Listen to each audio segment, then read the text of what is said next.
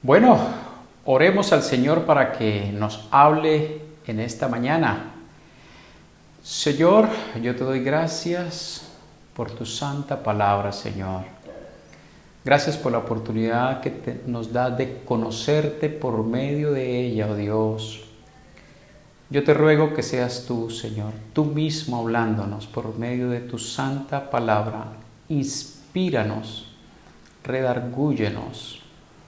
Ilústranos, Señor, muéstranos, haznos entender, oh Dios, tus mandamientos, tus preceptos. Yo te lo suplico, Padre, en el nombre de Jesús. Amén. Bueno, muy bien. La celebración más emotiva que se recuerda fue el 8 y 9 de mayo de 1945, días en los cuales se firmó el Tratado de Rendición de Alemania frente a los aliados, Estados Unidos y Rusia. En esta guerra, millones y millones de personas en todo el mundo salieron a las calles a celebrar esta gran victoria, que se acababa la guerra, donde habían muerto millones y millones de personas en todo el mundo, en muchas ciudades, especialmente en las ciudades europeas y en Estados Unidos, en Rusia. Salían a las calles y llenaban las calles con bandas, con festejos, con canciones, con vítores. Esta celebración fue increíble, con gran alegría y con gran gozo. Es que cuando se logra una victoria como estas, la alegría desborda el corazón. Y la gente lo exterioriza, lo manifiesta de muchas formas y maneras, como lo hizo el rey David cuando entraba el arca a Jerusalén. Ustedes recordarán que en el primer intento que David hizo para entrar el arca a Jerusalén hubo una tragedia. Usa, uno de los que transportaba el arca, falleció porque tocó el arca. David, enojado, decidió dejar el arca en un lugar temporal mientras consultaba y averiguaba cuál era la causa por la cual Dios se había irado con ellos. Y cuando entendió cuál era la causa, que fue que estaban transportando el arca de una manera inapropiada, inadecuada, violando el precepto divino, y también en vista de que la casa donde habían dejado el arca temporalmente había sido bendecida por Dios esos meses, se decidió hacer un segundo intento. Y cuando el arca entraba a Jerusalén, que era el lugar donde le había construido una choza, una casita, una tienda para que estuviera allí el arca morando, David celebró con mucha alegría, con mucho festejo, con mucho júbilo. Dice el capítulo 15 del primer libro de Crónicas que David danzaba con un gran entusiasmo cuando el arca entraba a Jerusalén. Se quitó sus vestiduras reales, se puso una túnica de lino y danzaba con todas sus fuerzas al Señor. Lo hizo con tanta intensidad y con tanta vehemencia que su esposa lo miraba del palacio. Y dice la Biblia que sintió desprecio por David. Y después de este relato donde nos narra el desprecio de la esposa de David, Mical, la hija de Saúl, el cronista nos sigue narrando lo siguiente, y es lo que quiero leerles. Está en el capítulo 16 del primer libro de Crónicas, versículos 1 al 37, dicen de la siguiente manera: el arca de Dios fue llevada a la tienda de campaña que David le había preparado. Allí la instalaron y luego presentaron holocaustos y sacrificios de comunión en presencia de Dios. Después de ofrecer los holocaustos y los sacrificios de comunión, David bendijo al pueblo en el nombre del Señor y dio a cada israelita, tanto a hombres como a mujeres, una porción de pan, una torta de dátiles y una torta de pasas. Comida. David puso a algunos levitas a cargo del arca del Señor para que ministraran, dieran gracias y alabaran al Señor Dios de Israel. Los nombrados fueron Asaf, el primero, Zacarías, el segundo, luego Jehiel, Semiramot, Jehiel, Matatías, Eliab, Benaías, Obededom y Jehiel, los cuales tenían arpas y liras. Asaf tocaba los címbalos, los sacerdotes Benaías y Jaasiel tocaban continuamente las trompetas delante del arca del pacto del Señor. Ese mismo día David ordenó por primera vez que Asaf y sus compañeros fueran los encargados de esta alabanza al Señor. Dice así la alabanza con la cual cantaban: alaben al Señor, proclamen su nombre, testifiquen de sus proezas entre los pueblos, cántenle salmos, hablen de sus maravillosas obras, gloríense en su nombre santo, alégrense de veras los que buscan al Señor, refúgiense en el Señor y en su fuerza, busquen siempre su presencia. Recuerden las maravillas que ha realizado, los prodigios y los juicios que ha emitido. Descendiente de Israel, su siervo, hijos de Jacob, sus elegidos. El Señor es nuestro Dios, sus juicios rigen en toda la tierra.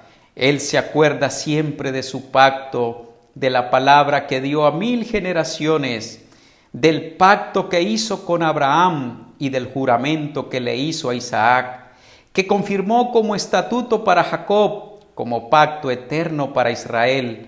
A ti te daré la tierra de Canaán como la herencia que te corresponde. Cuando apenas eran un puñado de vivientes, unos cuantos extranjeros en la tierra, cuando iban de nación en nación y pasaban de reino en reino, Dios no permitió que los oprimieran. Por amor a ellos advirtió a los reyes: no toquen a mis ungidos, no maltraten a mis profetas. Que toda la tierra cante al Señor, proclamen su salvación cada día, anuncien su gloria entre las naciones y sus maravillas en todos los pueblos, porque el Señor es grande y digno de toda alabanza, más temible que todos los dioses. Nada son los dioses de los pueblos, pero el Señor fue quien hizo los cielos. Esplendor y majestad hay en su presencia, poder y alegría en su santuario. Tributen al Señor, familias de los pueblos, tributen al Señor la gloria y el poder. Tributen al Señor la gloria que corresponde a su nombre. Preséntense ante Él con ofrendas, adoren al Señor en su hermoso santuario. Que tiemble ante Él toda la tierra. Él afirmó el mundo y éste no se moverá. Alégrense los cielos y regocíjese la tierra. Digan las naciones: el Señor reina. Que resuene el mar y todo cuanto contiene. Que salte de alegría el campo y lo que hay en él. Que los árboles del campo canten de gozo ante el Señor, porque Él ha venido a juzgar a la tierra. Alaben al Señor, porque Él es bueno y su gran amor perdura para siempre. Díganle: sálvanos, oh Dios, Salvador nuestro, reúnenos y líbranos de entre los paganos, y alabaremos tu santo nombre, y nos regocijaremos en tu alabanza.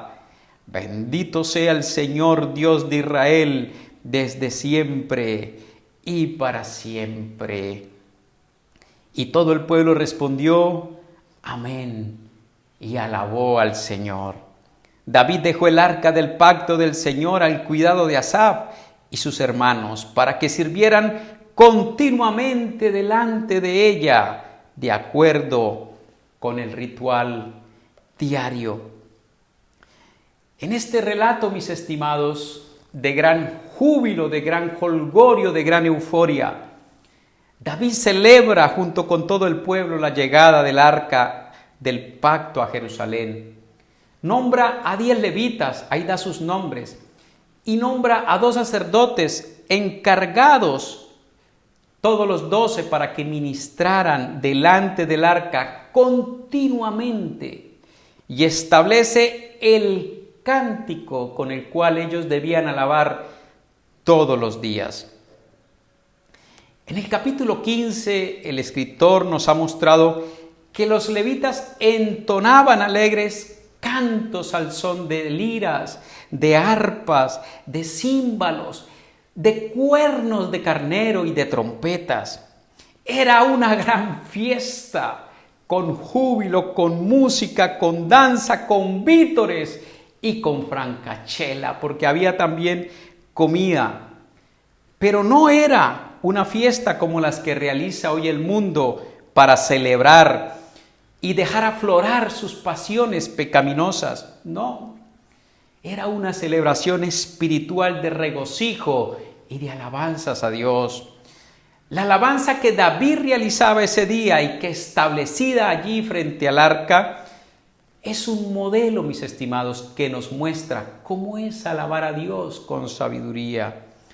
Por eso el mensaje de hoy lo he titulado así: alabando con sabiduría, dentro de la serie que estamos estudiando en el mes de noviembre, el Dios que controla la historia. Y vamos a ver en este relato cómo debe ser la alabanza, porque este es un modelo que debemos repetir. Y la primera razón de cómo debe ser la alabanza que nos muestra el texto es especial. La alabanza debe ser especial. Mire cómo dice el versículo 4 que acabamos de leer: David puso a algunos levitas a cargo del arca del Señor para que ministraran, dieran gracias y alabaran al Señor, Dios de Israel. Algo especial, mis estimados, es algo único, algo que no es normal, que no es común, que se sale de lo general. Es algo extraordinario, es algo asombroso, es algo impresionante, es algo grandioso, es algo majestuoso y portentoso. Eso es lo que significa especial. Y era tan especial la alabanza que David quería delante del arca, que nombró a 10 levitas y a 2 sacerdotes para que estuvieran de forma permanente con diferentes instrumentos también especiales. Estas 12 personas debían estar allí continuamente alabando a Dios delante del arca, tocando y cantando. Por supuesto, debían turnarse, pero los instrumentos y las personas debían estar sonando y cantando de manera continua la misma canción. No era una alabanza cualquiera, era una alabanza súper especial. Le hago esta pregunta, mi estimado hermano y mi estimado amigo que me escucha. ¿Ha visto usted algo parecido? ¿Ha visto usted algo similar? Un lugar donde se alabe a Dios de manera continua, las personas rotándose continuamente, tocando sus instrumentos, la misma canción. Esto es único, mis estimados. Y esto lo que nos demuestra es que para David la alabanza a Dios no podía ser ordinaria, no podía ser corriente o normal. Todas las personas que ministraban y los instrumentos que usaban también eran especiales. David entendía que a Dios no se le podía dar cualquier alabanza, no se podía alabar de cualquier manera. Es que se estaba alabando al Dios grande y majestuoso, creador de todo cuanto existe. Mis estimados, todo lo que invirtamos en dinero y en esfuerzo para dar a Dios la mejor alabanza, es necesario hacerla. Y Dios recibe eso con mucho agrado. Si tenemos cómo usar mejores instrumentos, hagámoslo. Si tenemos cómo usar mejores músicos, hagámoslo. Si son profesionales, mejor, mucho mejor. Mejores micrófonos, mejores consolas y mejores cristianos también, porque vamos a alabar al Dios Todopoderoso. Y una nota aclaratoria aquí, porque algunos pueden estar malinterpretando. Recuerden que esta alabanza era delante del arca. La razón era el arca, pero si bien la alabanza tenía como motivo el arca y la hacían delante del arca del pacto, esto no significa que la alabanza era para un objeto de metal y de madera. No, mis estimados. Si analizamos la canción, por ninguna parte se le canta al arca. Es que ni siquiera se menciona la palabra arca.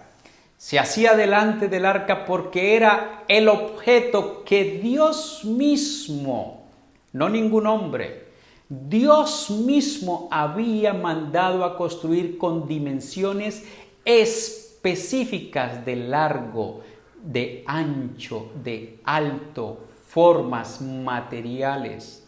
Dios mismo, porque allí era donde Dios había decidido poner su presencia. Y por eso el arca del pacto era un objeto sumamente sagrado que nadie ni siquiera podía ver. Si a alguien le pedían que describiera el arca, no lo sabría, porque no la veían. Estaba cubierta con 3 mantos de diferentes tipos. Los que la transportaban tampoco la podían ver. Recordemos que antes del incidente de Uza, sucedió que el arca, cuando la entregaron los filisteos, cuando la devolvieron los filisteos, porque recordemos que los filisteos habían tomado el arca cuando Saúl se la llevó a la guerra contra los filisteos, porque Saúl creía que porque tenía el arca ya iban a asegurar la victoria. Los filisteos derrotaron a los israelitas y se llevaron el arca, pero comenzaron a recibir el castigo de Dios y entonces decidieron devolver el arca en unas carretas. Llegó a un sitio donde los bueyes se pararon, allí bajaron el arca y unos curiosos decidieron mirar dentro del arca. Y la Biblia dice que 70 personas fallecieron por este solo hecho. Algunas otras traducciones colocan no 70, sino 50.070.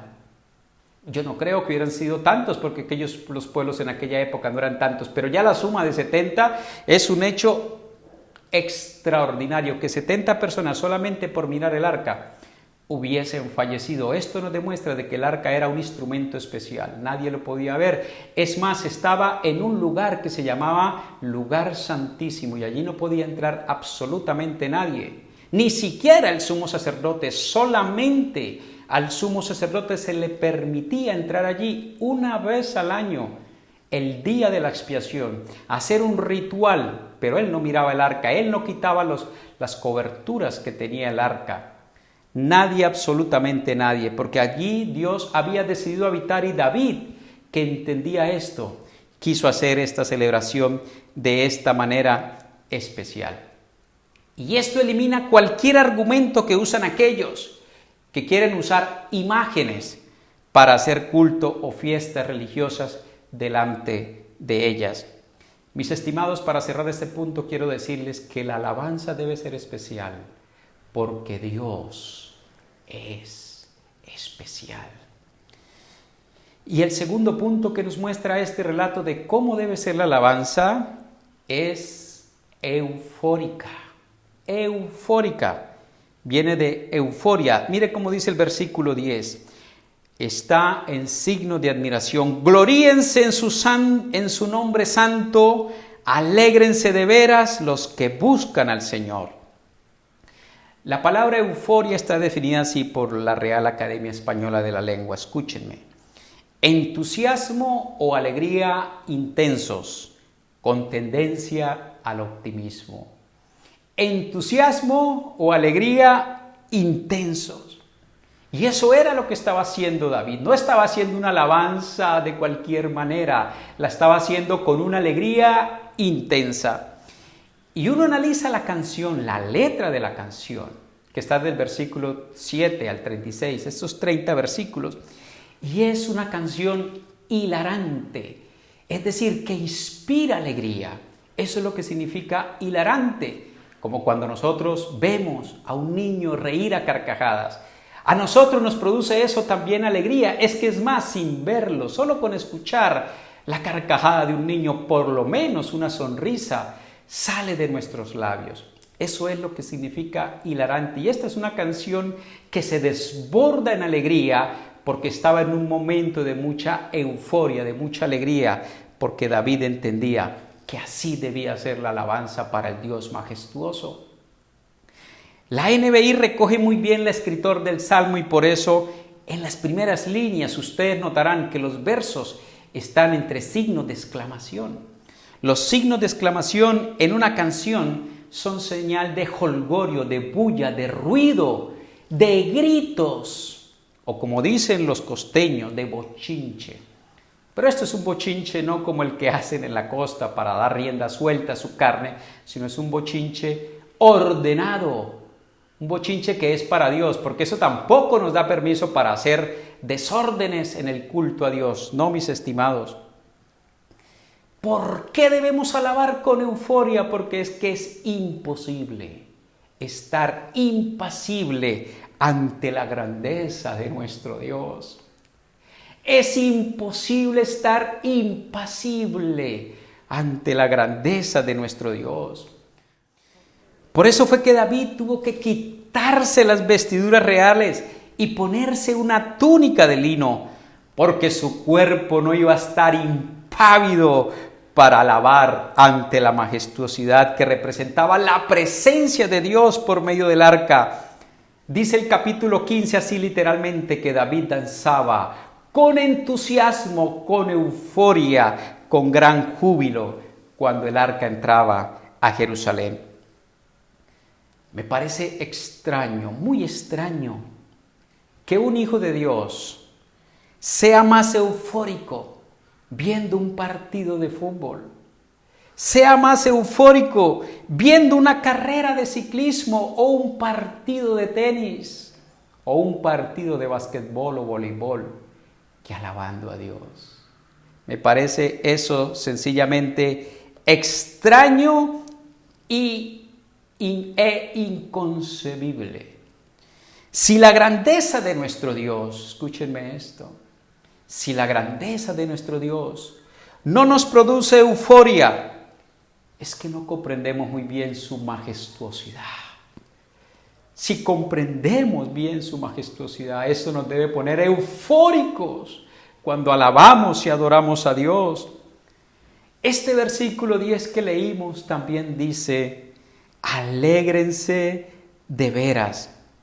En primera parte, gloríense en su santo nombre y está en signo de interrogación, de admiración. Y después también en signo de admiración, alégrense de veras.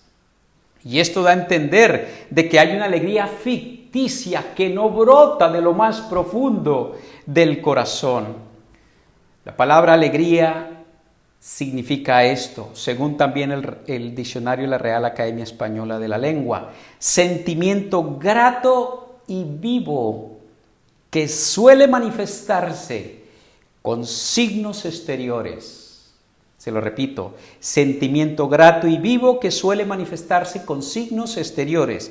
Y la segunda acepción de este término es palabras, gestos o actos con que se expresa el júbilo. Todo lo que hay en el corazón, mis estimados, se manifiesta en el cuerpo. El alma y el espíritu, nuestra parte interior, que es lo que simboliza el corazón, están fundidos en uno solo con el cuerpo, no son independientes. Nadie puede decir que su corazón está alegre y su cuerpo permanece impávido. La manifestación exterior es proporcional al sentimiento interior. Poco sentimiento interior, poca expresividad externa. Pero en el verso 10 nos dice ahí enseguida, después de que dice alégrense de veras, ¿quiénes son los que deben alegrarse de veras? Dice, alégrense de veras aquellos que buscan al Señor. Porque no es consecuente, mis estimados, alegrarse en un Dios que no buscamos. Quizás esa sea la razón por la cual no alabamos a Dios eufóricamente. Si no buscamos a Dios, no lo conoceremos. Y si no lo conocemos, no lo alabaremos de corazón con euforia. Lo que produce alegría en nuestro corazón y euforia es la comprensión y el conocimiento de la grandeza de Dios. Eso nos debe producir euforia, pero esto solo lo comprenderán aquellos que buscan a Dios.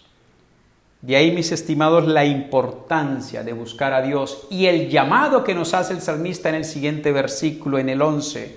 Miren cómo dice el 11. Refúgiense en el Señor y en su fuerza, en su grandeza. Busquen siempre su presencia. Y la presencia de Dios, mis estimados, no la buscamos en los Cartoon Networks, ni en Netflix, ni en los canales de deportes, ni en los gimnasios, ni en las canchas, ni en las carreteras, ni en los centros comerciales, ni en los cines. La presencia de Dios, mis estimados, se busca en la oración, en el culto, en los ayunos, en las vigilias, en los retiros. Y en esta pandemia, gracias a Dios, también podemos buscar la presencia de Dios por medio de los devocionales por audio que se envían. La CBP envía 4 devocionales semanales. Y en los cultos online también podemos buscar la presencia de Dios para aquellos que no pueden en estos momentos congregarse por las restricciones que ha impuesto el gobierno. La presencia de Dios, mis estimados, en los tiempos de David estaba representada en el arca, y por eso el arca era el símbolo para hacer el festejo y la celebración. Pero ahora la presencia de Dios no está en un lugar, en un objeto. La presencia de Dios está en todo aquel que se haga llamar hijo de Dios. Porque dentro de los hijos de Dios, dice la Biblia, que Él ha puesto a vivir su Santo Espíritu. Allí está la presencia de Dios dentro de cada hijo de Dios. Por tanto, en cualquier lugar que haya un hijo de Dios, en cualquier lugar que esté un hijo de Dios, deberíamos estar buscando su presencia y adorándole con regocijo, con júbilo, con euforia. Pero eso sí, mis estimados, debemos hacerlo con reverencia y con entendimiento de lo que estamos haciendo. Porque no es por estar presente en un culto que ya estamos buscando la presencia de Dios. Tampoco es por estar en un ayuno que ya estamos buscando la presencia de Dios, o leyendo la Biblia, o cantando. No, mis estimados. Si su corazón no está dispuesto, si su corazón no lo hace con entendimiento, usted puede hacer todas estas cosas de forma religiosa. Me parece increíble gente alabando a Dios y con gestos grotescos ante el Dios que hizo los cielos y la tierra, gestos impávidos, caras duras. Es increíble que alguien pueda alabar al Dios que hizo los cielos y la tierra de esa manera. Mis estimados, nuestro corazón también brotará de alegría cuando recordamos lo que Dios ha hecho. Por eso el versículo 12 dice: recuerden las maravillas que ha realizado, los prodigios y los juicios que ha emitido. Si recordamos, mis estimados, las obras maravillosas de Dios, como la misma creación, si contemplamos las flores y entendemos que esto es obra de las manos de Dios, no nos queda más que adorarle y alabarle con júbilo. Pero también, si recordamos sus prodigios asombrosos, como aquel de abrir el mar rojo en dos, o hacer caer maná del cielo, o ese juicio asombroso que hizo en la cruz, que es la obra más magnánima de todas, para que usted y yo podamos hoy, pecadores, entrar en la presencia de Dios, gracias al sacrificio, a este gran sacrificio que hizo Cristo en la cruz. Mi estimado, alabe a Dios con euforia, porque Dios te ha amado eufóricamente también. No lo ha hecho tímidamente. Y la tercera forma que vemos en este salmo de cómo debe ser la alabanza debe ser estable. Mire cómo dice el versículo 37, el último de este pasaje que leímos. David dejó el arca del pacto del Señor al cuidado de Asaf y sus hermanos, para que sirvieran continuamente delante de ella, de acuerdo con el ritual diario.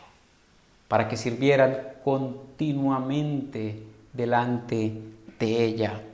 La palabra estable significa, en el diccionario de la RAE, que se mantiene sin peligro de cambiar, caer o desaparecer.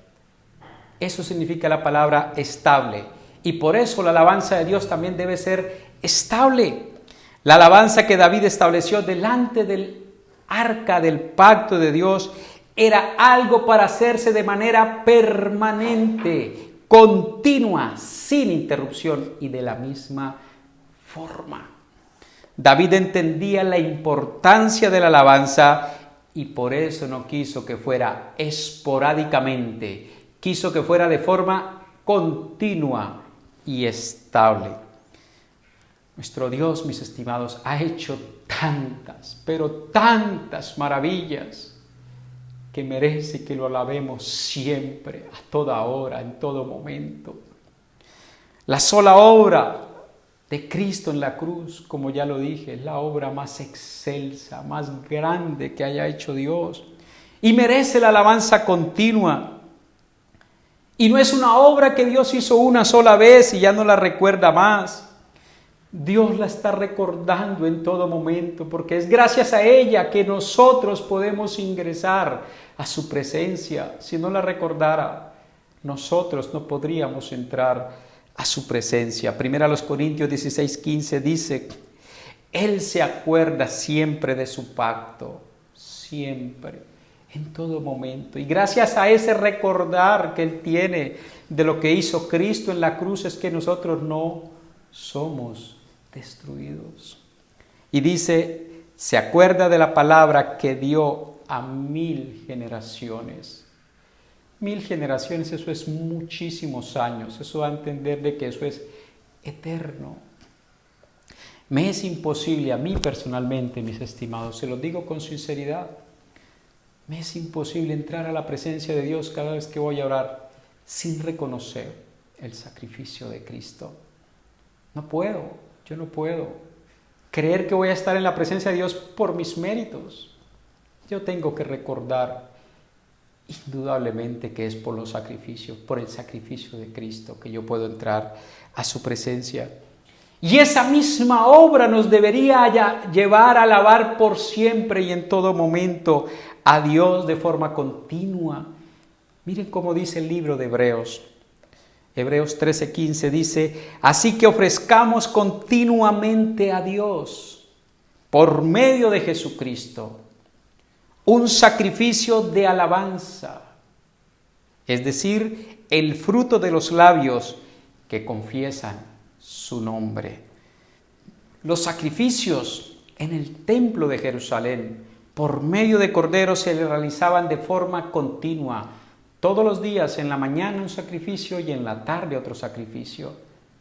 Y aquí el escritor de Hebreos nos está mostrando una similitud de esos sacrificios que se hacían en el templo y dice que ahora ofrezcamos ya no corderos, sino continuamente sacrificios de alabanza por medio de Jesucristo, es decir, recordando lo que Jesucristo hizo en la cruz. La alabanza, mis estimados, es buena hacerla en los cultos, es maravillosa, es espectacular, pero no solo allí deberíamos alabar a Dios, nosotros podemos alabar a Dios cada instante, cada día. Qué bueno que adquiramos la costumbre de alabar a Dios continuamente, que ofrezcamos esos sacrificios de alabanza de manera permanente. Esta alabanza subirá a Dios de forma fragante. Escúchenme cómo dice el libro de Apocalipsis que Juan vio lo que pasaba en el trono de Dios. Juan lo escribe en Apocalipsis porque él lo vio. En una visión, por supuesto, Dios le mostró. No sé si Juan fue hasta el cielo, pero lo vio. Y lo describió en el libro de Apocalipsis. Dice de la siguiente manera, que él vio que alrededor del trono de Dios habían 4 seres vivientes, y da la descripción de estos seres. Y dice que estos seres repetían sin cesar, día y noche, lo siguiente, escuchen: Santo, santo, santo es el Señor Dios Todopoderoso, el que era y que es y que ha de venir. Apocalipsis 4:8 encuentran esta expresión.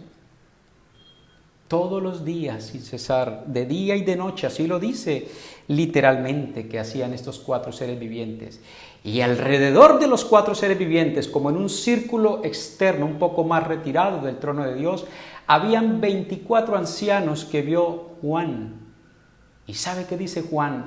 Que cuando estos 4 seres vivientes hacían esta alabanza y adoración, los 24 seres vivientes también se postraban sobre sus rostros y adoraban a Dios diciendo lo siguiente: digno eres, Señor y Dios nuestro, de recibir la gloria, la honra y el poder, porque tú creaste todas las cosas, por tu voluntad existen y fueron creadas. De forma continua, los 4 seres vivientes y los 24 ancianos. Si a usted no le gusta alabar a Dios de forma continua, sinceramente, no le gusta el cielo. No le gusta. Al cielo, seguro, estaremos alabando a Dios de forma continua. Si aquí viendo tras un espejo algo oscuro podemos ver las maravillas de Dios y contemplarlas y alegrarnos y llenarnos de júbilo, ¿cómo será allí viendo la majestuosidad en vivo y en directo? Debe ser algo glorioso. Ahora, en la estabilidad de la alabanza diseñada por David, también incluía que la canción con la cual se cantaría sería la misma, una sola canción. Una misma canción todo el día, todos los días delante del arca. Y esto es concordante con lo que acabamos de ver que sucede en el cielo, según lo que nos narra el libro de Apocalipsis. Hemos nosotros adquirido un concepto errado de lo que significa el cántico nuevo. Creemos que el cántico nuevo es estar cantando a Dios canciones nuevas, cambiando las letras de las canciones. Mis estimados, el cántico nuevo que nos menciona los salmos hace referencia a un canto espontáneo, no aprendido con anterioridad. Así como oramos a Dios espontáneamente, a Dios también le gusta que también lo alabemos espontáneamente. A eso hace referencia el cántico nuevo. Pero no es la única manera en la cual nos enseña la Biblia que debemos alabar. Debemos hacerlo con cántico nuevo, pero también con cantos inspirados por Dios que exaltan su grandeza. Por algo estos salmos quedaron escritos en su palabra, para que nosotros lo adoremos con las mismas palabras, porque las verdades de Dios, mis estimados, son eternas. Ellas no cambian y las podríamos cantar siempre, y a Dios no lo cansarían, y mucho menos nosotros deberíamos cansarnos de hacerlo.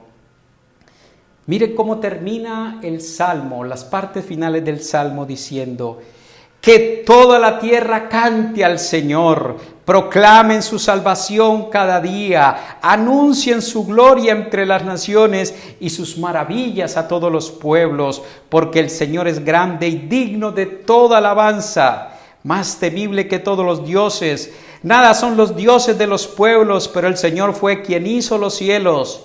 Esplendor y majestad hay en su presencia, poder y alegría en su santuario.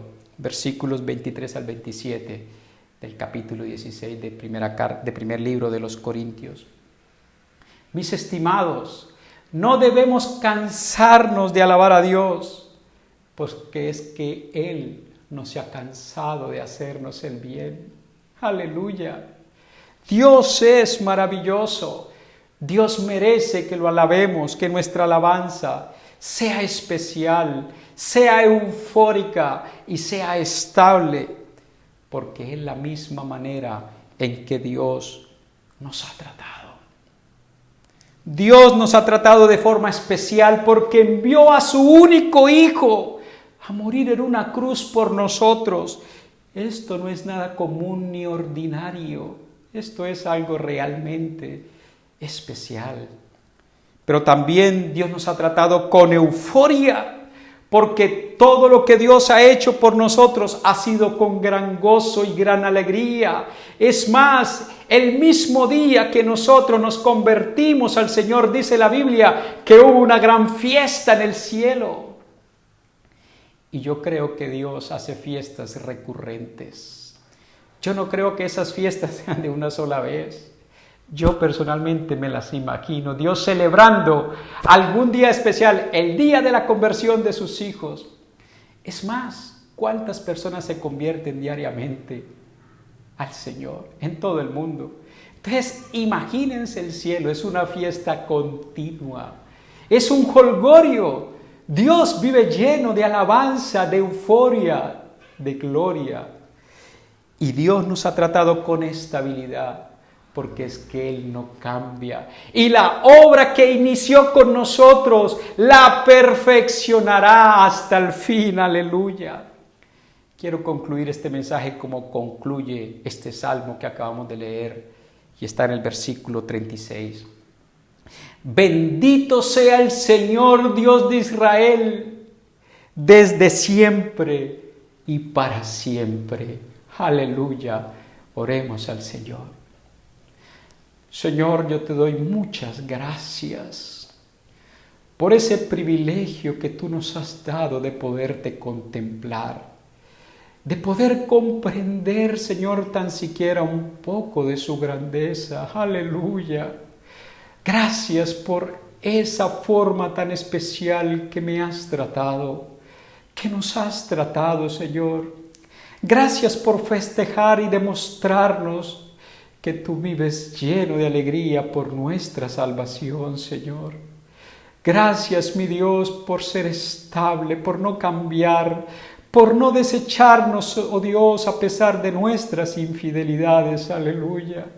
Tú mereces toda la gloria, toda la honra y toda la alabanza por siempre, mi Dios. Gracias, Señor. En el nombre de Jesús. Amén. Que Dios los bendiga.